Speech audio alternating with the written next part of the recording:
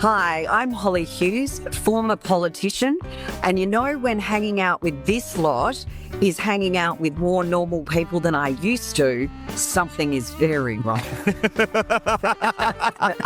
I'm Amanda Rose. I'm a founder, advocate, media commentator and a straight shooter.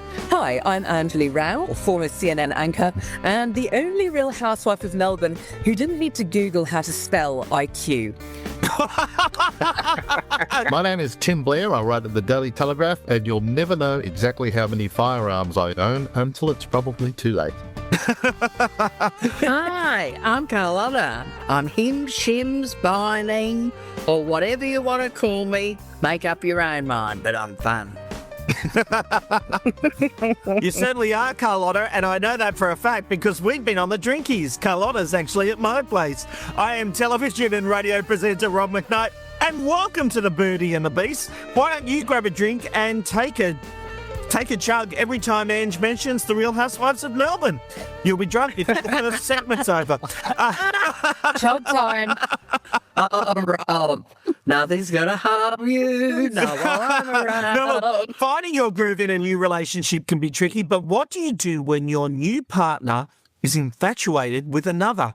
Carlotta, this is a dog of an issue, isn't it? Well, this is Patsi from Hope Island. I have just started dating a divorced bloke who's in his late 50s. Things are going quite well. He's charming, takes me out on nice dates, and I thought I'd hit the jackpot. My problem is that he seems to be more infatuated with the dog than me, and insists the dog go everywhere with us, even into the bedroom. God, there's some sick people in this world. It's one of those fluffy... It's one of these fluffy things. This guy's got to be gay. With a diamante collar and a pink bow on its head. Jesus. The dog stares at me while we are making love. And I feel like a bloke would like her to get involved in the action. No. What should I do? Give him the ultimatum. Me or the dog?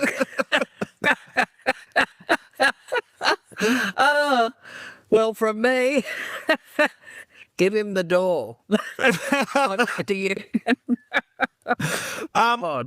Amanda, I don't think he wants the dog. At least I hope he doesn't want it doggy style. But this is... You know what? It is. I'm going to get a laugh out of Amanda. I'm going to do it one day. I am going to make her laugh. And when I do, I will celebrate. Amanda, does she... Why don't you take off your top? That'll work. He doesn't want to send me. He doesn't want to send me blind. Hey, I know a good joke about a blind man in the night. No, we've just done that. Amanda, she just has to accept the dog's part of his life, doesn't she? Well, no, she doesn't. She can choose what she wants. She can leave. Of course. You know, it's her life. But I think she should drop them both off at the pound. Because he's acting in a very animalistic way, to be honest. And it seems like there's some form of connection going on there with that dog. And I'm getting a suspicion that that dog's connected to his ex in some way. You know, it's a small little fluffy dog that's dressed up. I'm thinking, was that your ex-wife's or ex-partner's dog and you still feel some connection with that dog and that's why you want that dog around you all the time? But You're reading a lot into that.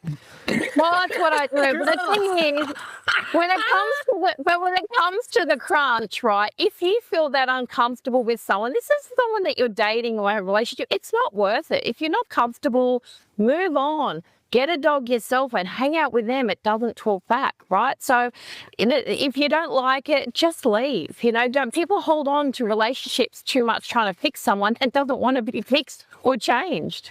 Can someone get some lemon juice? I think there must be some hidden text in here that I'm not seeing that Amanda's seeing? Because I haven't got any of that from this.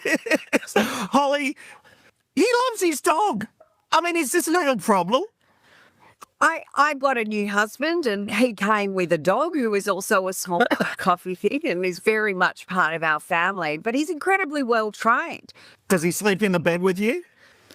Look, he does. He does sleep on the bed and he sleeps on my side of the bed.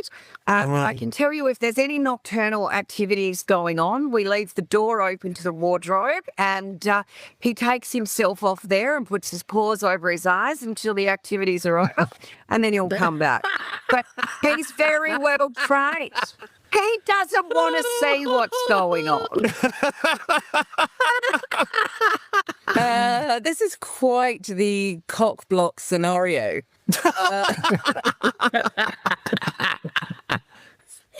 Oh my God, you're trying to get jiggy and you're being ogled by something out of the inside of Paris Hilton's handbag. Oh my God. But it does actually remind me of the time that I was in Bali once and my ex and I were getting to know each other. Thinking. Again.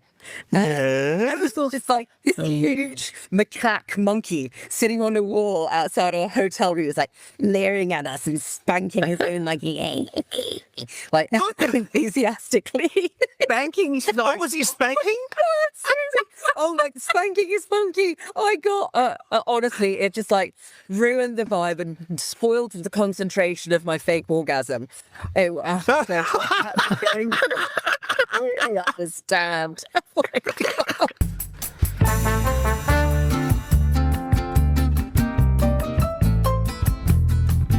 Well, this next question raises a very interesting question about our society. So who better to bring it to us than our intellectual guru, Tim Blair? Yes, I'll fill that role just for me. Thank you. This is from Sad Sally of Canterbury, and keep that suburb name in mind because that might be crucial to Sad Sally's circumstances. Why is everyone so angry these days, writes Sad Sally, sadly. Drive your car on the roads and you're likely to have some angry Fruit Loop come at you with a bar if he thinks you are driving too slowly. Guilty as charged. Young women drivers, usually in small red cars, give you the boot. You see people fighting in the supermarket over a discounted item, or others giving the poor person at the checkout what for not serving them fast enough. Being aggro seems to be the norm. Where is civility and kindness? Is it a foreign concept? Sad Sally. Now, let's just go straight to the solution to this, which is probably get out of Canterbury. Canterbury... Come on. Now, seriously, my point here is incredibly valid and proven by science. Canterbury, either the one in Melbourne or in Sydney. In Melbourne, Canterbury's in the seat of Kooyong. It's in the Karen seat. It's one of the teal seats. A lot of people are complaining and aggro there. It's just how they're wired these days. They win. They will. You call them the manager at the supermarket if their discount isn't honoured. Canterbury in Sydney is in the seat of Grangler, where the Prime Minister has had to run away from his own electoral office because it's infested with protesters, Greens and pro-Palestinian folk. They're ruining the place. Get away from those places. Find somewhere, somewhere civilised where, the National Party are in control. Hey, works for me. Hollie, I'm a bit guilty from the fact that my family know. Look, we've mentioned it before. I have ADHD, and there's sometimes I see a clear line. This is right, this is wrong. And sometimes when people are doing the wrong thing on the road, I might get a little bit upset where I'm yelling at them. And I'm never threatening people with a bar. I've been threatened with a bar, with a hammer, actually, from a truck driver. I've been threatened in a bar several times. Yeah, threatened in a bar anytime I approach a woman. But Hollie, do you think we've gotten angrier as a society? No, absolutely. I think we've gotten angrier, and I think sometimes with good reason, though, because there's a lot of stupid and annoying people out there. You might be one of them. Man. That's why people are so angry with you. I mean, the car's one thing. But, in Sydney, most of the time, if you get to drive even close to the speed limit, you're reasonably happy because the traffic's normally so bloody awful. But Try going past the Balmain city limits and you'll be fine, Hollie. yeah, well, we're working on it. We're working, and I don't go to the west. I'm in the east. Yeah. Darling, honestly, there's so many people that are just stupid. They're making us more angry and more frustrated. But forget the roads. It's the people that dawdle up the pavement, and particularly the loved up ones that are blocking the pavement. Oh, my God. Purpose. This is one of my issues. When you're walking towards a group and they stand there, Hollie, and they don't move, and you're like, hang on, I'm one person and you're expecting me to go on the grass. This is why I get angry. And seriously, you hit them, you go to jail. Where is the justice there? No, they deserve to be hit. Oh, so Am I wrong? We've gone from being all compassionate and thoughtful to someone's No, it's all about perspective, but it's all about perspective. In a terrible marriage like we discussed before, compassion. You're blocking the footpath, out you go. Get out of my way. And the eastern suburbs of Sydney, I'm told, we're informed now that's one of the dicier places. That doesn't surprise me. No, that's only Hollie is, mate. Trust me, Carol and I you all are sounding the same. Don't you realise this has all happened since COVID? Everyone since COVID has got crankier. Do you think that's it, Carlotta? And I think that was I've had 8 COVID shots, and it takes me 5 seconds to turn now, where I used to be very placid. I'm That's blaming bullshit, Carlotta. You used to turn on a 2-cent piece. I've known you too many years. What is the COVID thing? Everyone's got crankier since the COVID came out. Well, hang on. Let's be precise. You're not saying it's a COVID thing. You're saying it's a booster shot thing. That's very, very different.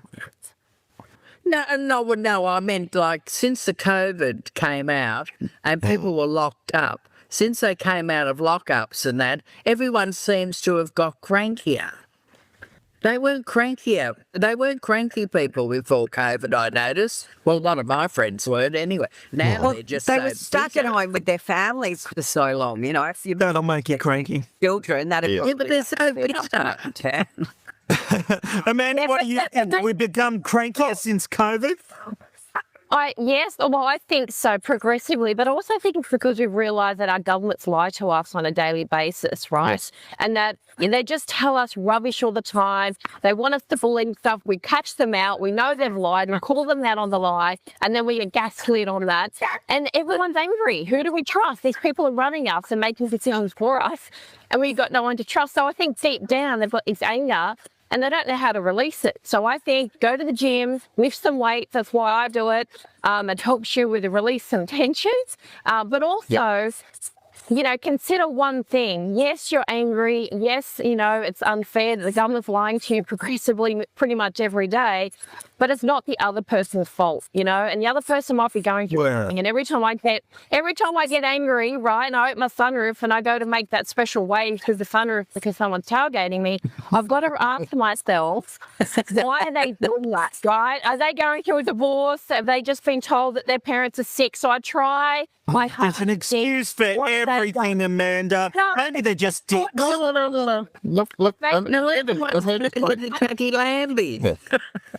Now, hang on. I want to write this down. Sorry, Tim. Yeah. COVID's to blame.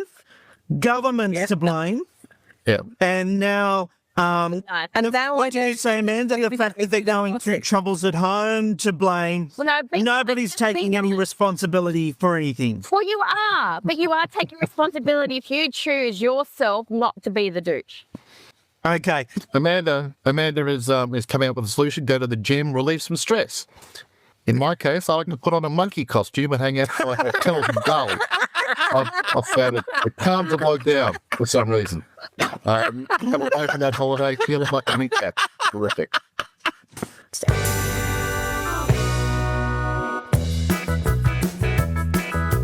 For more Booty and the Beasts content, join us on social media. We're on Instagram and TikTok at Booty and the Beasts AU. We certainly have a lot of fun here on Booty and the Beast, but we also tackle serious topics like this next one from Amanda. Right, this is actually a really important topic. So, from Cherie. I can honestly say I feel my marriage is a hostage situation. My pig of a partner dominates every part of our marriage. He manages our finances, insists my salary goes into a specified account, and dictates where I can go, what I can wear, and what I can do. I always knew that marrying into a different culture would have its challenges, but I had no idea that was going to be my lot in life. What can I do? I have no one to turn to, as all my friends have disappeared since he began controlling my life. Cherie from Guildford. And look, can I just say I have a lot to say about this because I work with women in your situation on a regular basis. And firstly, I don't want to put any blame on you in the situation that you're in. The focus should be on how to get out. But I will make this warning. Don't jump from the fry pan into the fire. Don't assume that this is a cultural thing, because you will find that there are a lot of people out there from all different cultures that have the same narcissistic tendencies of wanting to control you. So it's more about managing your way out. There are a lot of services out there and support networks that can help you. And it's just gradually detangling yourself from the situation. If there is any danger, if you fear for your life in any capacity, I will say this, you should be speaking to law enforcement and the police and also local shelters if you need to escape. Do not do this in your own power if you fear for your life or your safety. If it's something that you can gradually build your own life and start having a bank account in your name and transferring, that's great. But take this slow and steady, because people can change. Once they've had so much control over you, they can quickly turn into very dangerous human beings once you try to escape. Ange, that's really interesting advice from Amanda. Even if there isn't a threat of violence here, financial control is certainly something that happens in some marriages, isn't it? Oh, it happens in way more marriages than I think any of us would ever actually anticipate. And to have a plan there where, where Cherie sort of, builds up some sort of nest egg, if at all possible, then that would be the smartest way to go about it. But it doesn't always end up that way. Sometimes you do get into a very dangerous need to flee now situation, which I just desperately hope that doesn't happen to Cherie. And look, I was in a not dissimilar situation a few years ago. I was tailed everywhere I went. This person bugged my devices so that even when I went overseas for work, which he was fine with because I was making a lot of money while I was doing it, but he knew exactly where I was, what I was doing, with whom, and the fear was just all-consuming until finally one day I left when he was... How though, Ange, when you're in that situation, how do you make that decision? It's one thing to make the decision, but if you are in a controlling relationship like that, how do you actually do it? How do you leave if there is that fear? I went directly to the police. Right. And I had, I had plenty of evidence that this person had been doing exactly what I said he'd been doing for 4.5 years. And the police were actually amazing and really, really protected me. The thing that gets me about you is you're smart, you're a strong woman. 4.5 years is a long time, though. Absolutely. But when there's threats over you, if you leave, I will do X, you believe it. And is that how blatant it was? Absolutely. Rob and Ange, Absolutely. can I jump in, Rob, in saying that? So Sure. I understand your question with Ange, but the one thing you need to understand about the individuals that they're in a relationship with is they are so manipulative, and they Yes. play mind games with people, and they play psychological games with you, and they break down your confidence. They remove people from your life Exactly. completely. They make that they're the only person you can trust, the only person you can rely on. And it's when it's too late, you go, hang on a minute. What the hell have I done? And that's when you go, and I will advise this to sharing to any other woman, there's always one friend in your life that even if they're out of your life because of this human being, if you call them, they will be there. Call them, say, help me, I need to get out, can you come get me? And look, I hope my Absolutely questions right. aren't coming across as rude. Because No, not I'm at all, trying not to at all, but- understand because I know Well, it what an doesn't- amazing woman you are, Ange. And so for you to be in that Thank you. situation horrifies me. Well, in retrospect, it horrifies me. It's like I'm talking about a different person, but it doesn't. It's not about how smart or worldly you are. It's that everybody's brain is prone to manipulation. It doesn't matter how strong you are, what fortitude you've got. You just happen to meet somebody who knows exactly what to do in order to just keep you there. And it works. And you are correct. I am a smart woman. I am successful, and I still ended up in that situation. So I just feel awful for anybody like Cherie as well. And 1-800-RESPECT is always there. There are services there to help people in these situations. I say people because it isn't just exclusively females. It does happen to men as well. Yeah. I think it's a huge issue, and for the women that find themselves in these sorts of coercive control relationships, it's incredibly difficult for them to get out. But there's also been a real shift in the dynamic between the roles of traditional genders, and I think that that's led to some confusion. That is in no way to excuse or forgive or in any way endorse the behaviour of Cherie's husband. She absolutely, as Ange and Amanda have said, needs to get the right supports. But I couldn't agree more strongly. Even if you have Cherie moved away from some of your girlfriends, pick up the phone. They will all still be there for you. And I don't let him still have that over you that you're alone, because I'm sure you've got plenty of friends who miss you and would love to reconnect and be there to support you through this.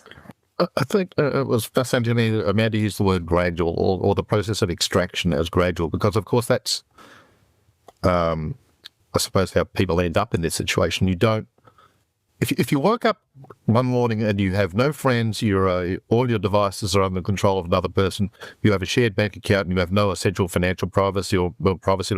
If you woke up in that circumstance, you'd be petrified. But when you get there gradually, frog in boiling water syndrome, when you get there gradually, one by one, your friends drop off and so on, and your financial situation gradually becomes compromised and then overtaken.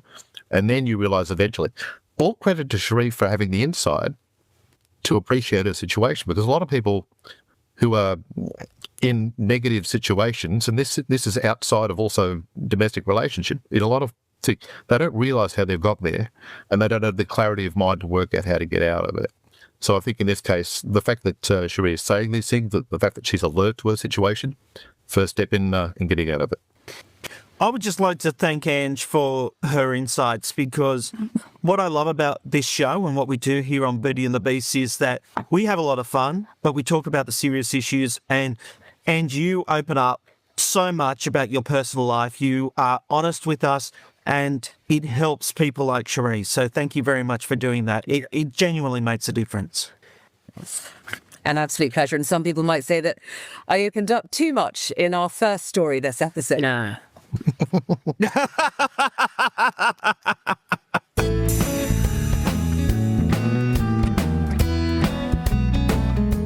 Well, as a former poly, Hollie Hughes had her fair share of run-ins with powerful men. So I wonder what she'll make of this letter from Pam. Hollie? Thanks, Rob. I feel sorry for men. They seem to have been under attack for some time, and I can understand why they're confused about their role in relationships these days. Feminists belittling them for opening a car door or showing any courtesies or manners.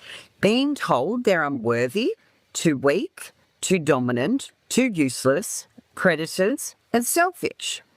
I'd like to know if you beasts feel like you are under attack, and are you worried for the young men in your lives? Pam from Port Stephens. Well, Pam, I kind of agree with you. There is a real issue with men these days knowing their place in society. I think they're absolutely torn between what role they play.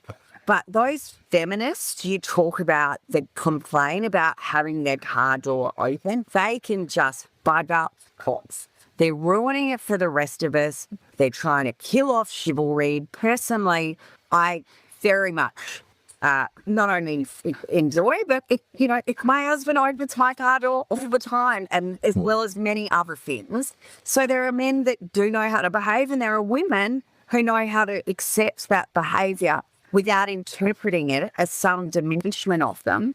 I've got 2 sons and a stepson, and I can tell you it is difficult for men these days, and there's a lot of girls out there not making it easier. But Pam, I think they find their way, they find it in their own time, and maybe find the right people, not these stupid feminazi women who just ruin the fun for all of us.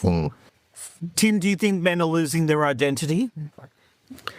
Well, let's look at how popular culture is treating this sort of issue.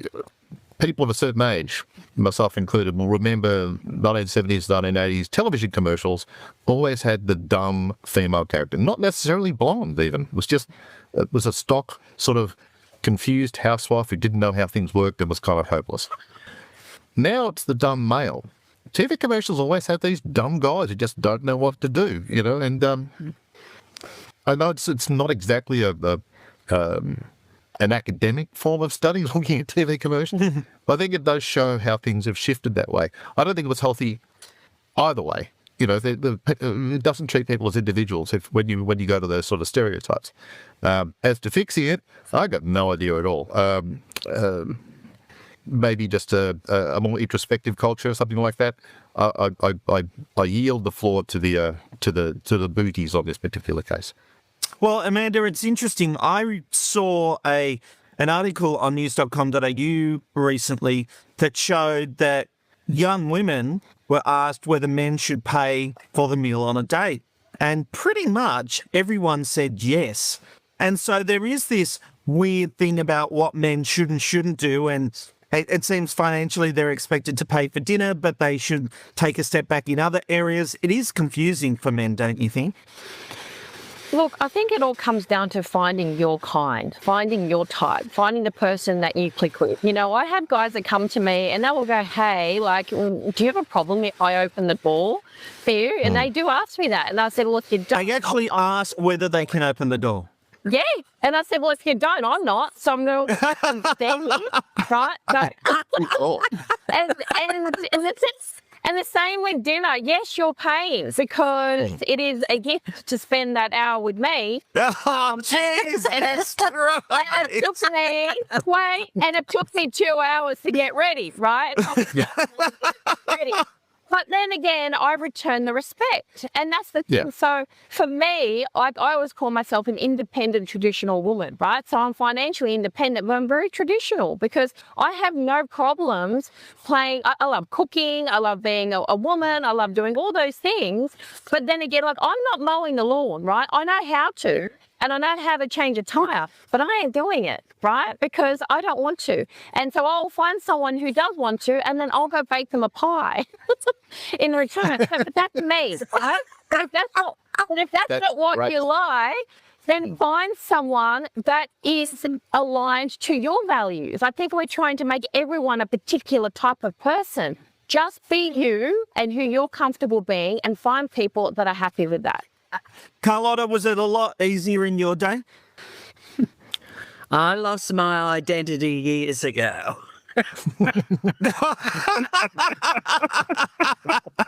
Carlotta says it as it is. Thank you, everyone. Everyone, Carlotta, let's have another cheers. We'll see you on the next edition of Beauty and the Beast. Cheers, everyone.